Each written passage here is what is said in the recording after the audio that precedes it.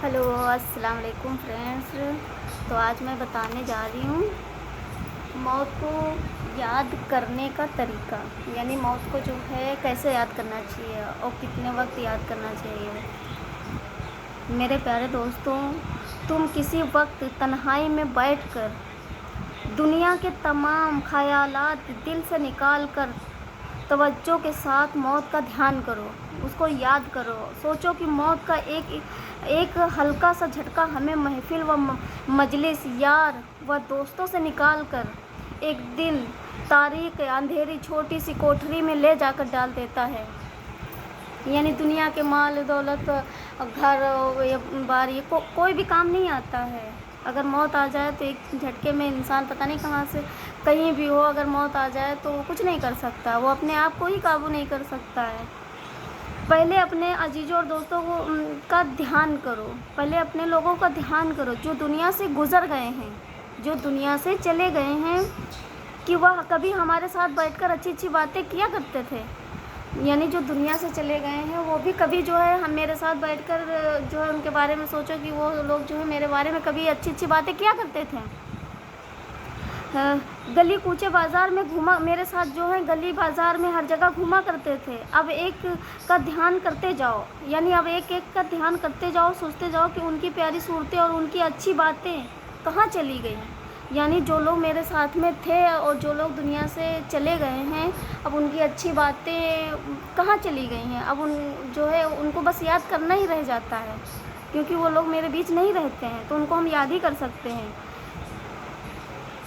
या लोग जो हैं कैसी कैसी बड़ी उम्मीदों पर आरजुओं भरी बातें तुमसे डरते थे, मगर आज सारी आरजुएं, तमन्नाएं, हिर्स व हवस व अपने साथ लेकर खामोशी के शहर में जा बसे। उनकी सारी ख्वाहिशें दिल में रहीं और आखिरकार वह सब आज मिट्टी में मिल गईं। यानी जो लोग जो हैं छोड़ कर कहीं शहर में जाके रहने लगते हैं, कहीं कहीं रहने लगते हैं, लेकिन उनकी जो है ख्वाहिशें और सारी तमन्नाएं जो हैं दिल में रह जाती हैं। अगर अचानक मौत आ जाए तो सब धरा का धरा यहीं रह जाता है। आखिर में साथ कुछ भी नहीं जाता है, साथ क्या जाता है, सिर्फ नेकी। वह खुद मनो मिट्टी में दबे पड़े हैं कि कोई शख्स उनका कभी नाम तक नहीं लेता है। यानी उनका नाम, जो मर गए हैं उनका कभी कोई नाम तक नहीं लेता, उनको याद तक नहीं करता। लोग दुनिया की गफलत में इतना पड़े रहते हैं कि कभी अपने करीबी, अपने माँ बहन जो भी रिलेटेड होते हैं उनके बारे में कभी सोचते नहीं हैं, उनके बारे में कभी याद नहीं करते हैं। वो दुनिया की ही मान लो उसमें हर वक्त जो है पड़े रहते हैं, उन्हीं के बारे में ही सोचा करते हैं।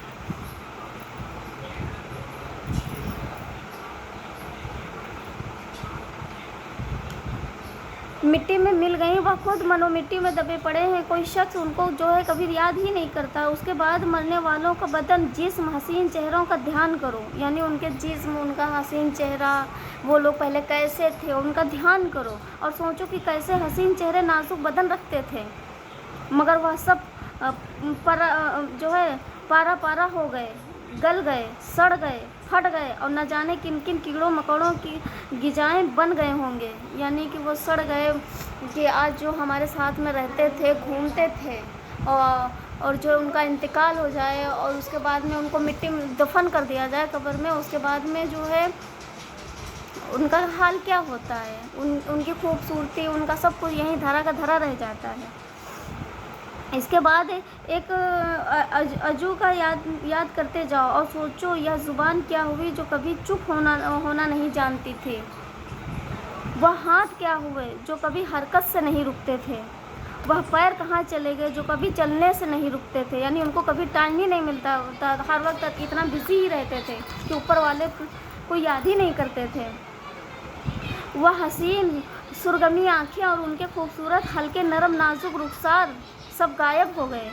मेरे अजीज़, मेरे प्यारे दोस्तों, इसी तरह ध्यान करते जाओ और मौत के बारे में सोचते जाओ, उनके बारे में जो है सोचते जाओ। यकीनन एक दिन तुम नेक बन जाओगे। यानी जो लोग जो है रुखसत हो गए, अगर उनके बारे में हम सोचें कि हमको भी मर के صرف اللہ تعالیٰ کے پاس جانا ہے، قبر میں جانا ہے، قبر کی اندھیری میں رہنا ہے، تو اگر انسان ڈرے نا تو گناہ نہ کرے، گناہ کرنے سے بچے۔ لیکن انسان آج کل تو ڈرتے ہی کہاں ہے، جب تک کہ دنیا میں رہتا ہے تو دنیا کے ہی کاموں میں مشغول رہتا ہے، اس کو آخرت کے لیے بنانے کے لیے کچھ بھی جو ہے کوئی بھی ٹائم ہی نہیں رہتا ہے، کیونکہ وہ اتنا بزی رہتا ہے، ہر ٹائم کام کرنے میں، ہر ٹائم عیاشی کرنے میں، ہر ٹائم ادھر ادھر بیٹھنے میں۔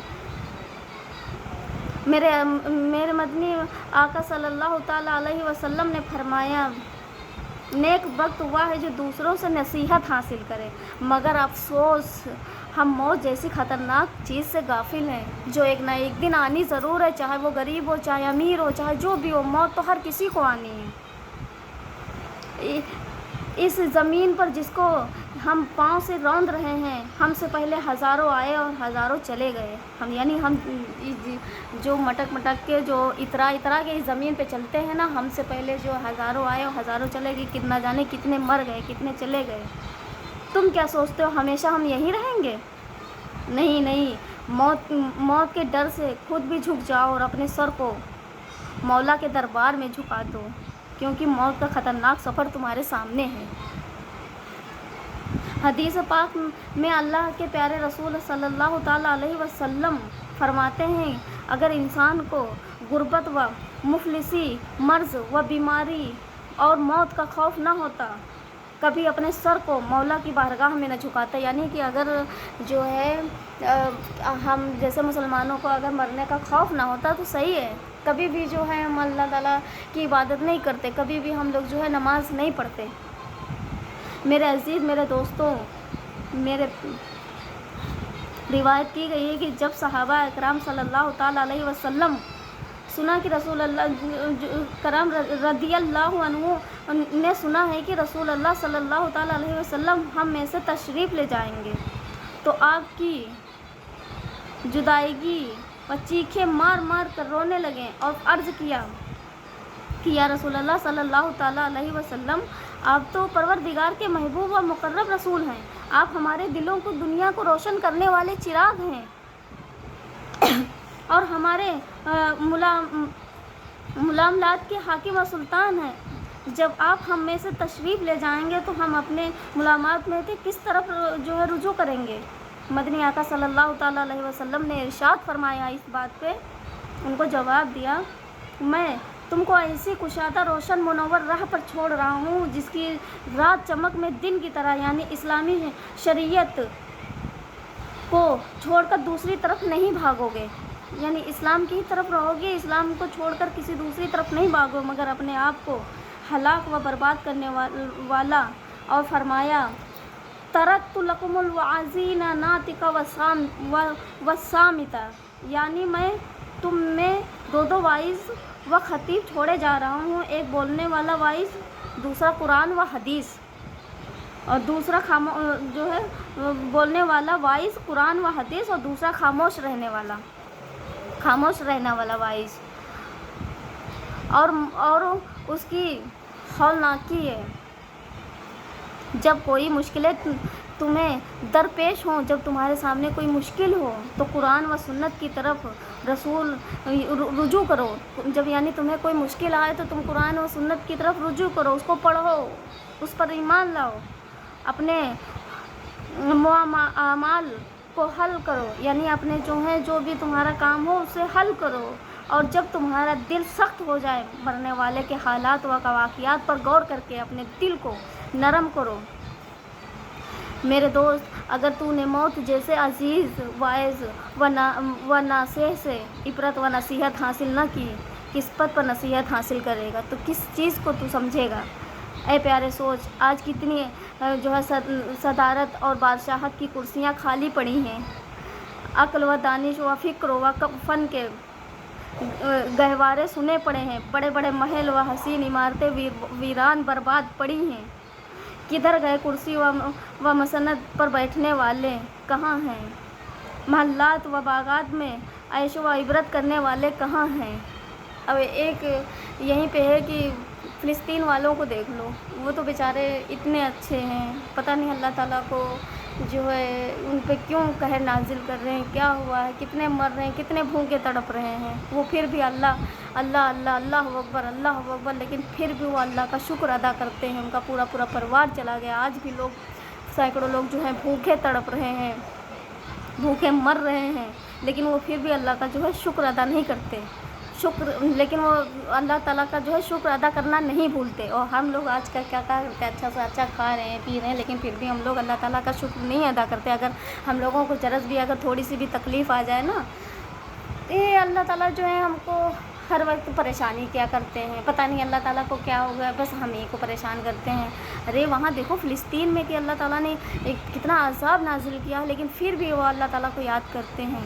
اور ہم لوگوں کے ساتھ ہی تو اللہ تعالیٰ کو یاد بھی نہ کریں، ہم لوگ یہی سوچیں گے کہ ٹھیک ہے کر لو جتنا پریشان کرنا ہے، دیکھتے ہیں کر لو جتنا پریشان کر، ہم لوگ اللہ تعالیٰ کو شکر نہیں کریں گے۔ وہ لوگ شکر ہم لوگوں کو فلسطین والوں سے نصیحت لینی چاہیے کہ ہم لوگوں کو ان کے جیسا بننا چاہیے، پکا ایمان والا۔ مرتے جاتے ہیں ہزاروں آدمی عاقل و نادان، آخر موت ہے۔ مرتے جاتے ہیں ہزاروں آدمی عاقل و نادان، آخر موت ہے۔ اس سرائے ہستی کانی میں ہم، اس سرائے ہستی فانی میں ہم، دم کے ہیں مہمان، آخر موت ہے۔ جہاں اے پسر ملک جاوید نیست، یہ دنیا وفاداری امید نیست۔ میرے عزیز، یہ دنیا ہمیشہ رہنے والی نہیں ہے، اس دنیا میں وفا کی کوئی امید نہیں ہے۔ آگے بڑھو، قبول کرو، اہل قبور سے نصیحت حاصل کرو۔ عبرتناک حکایت کیا ہے اس کے بارے میں بتاتے ہیں کہ حضرت ذوالقرنین ایک ایسی قوم کے پاس سے گزرے جنہوں نے دنیا کو ترک کر دیا تھا اور اپنے مردوں کی قبروں میں اپنے جو ہے دروازوں پر بنا رکھا تھا، یعنی اپنے مردوں کے قبروں پر جو ہے دروازے بنا رکھا تھا۔ وہ زمین کی گھاس پھوس گزر اوقات کر کے اللہ کی عبادت میں مشغول رہتے تھے۔ حضرت ذوالقرنین نے ان کے سردار کو بلایا۔ ان کا رئیس سردار بولا، مجھے ذوالقرنین کی صحبت و ہمشینی کی ضرورت نہیں ہے، ہم نشینی کی ضرورت نہیں ہے۔ حضرت ذوالقرنین ان لوگوں کے پاس خود تشریف لے گئے اور فرمایا، کیا بات ہے کہ میں تم لوگوں کے پاس مال و دولت نہیں دیکھ رہا ہوں؟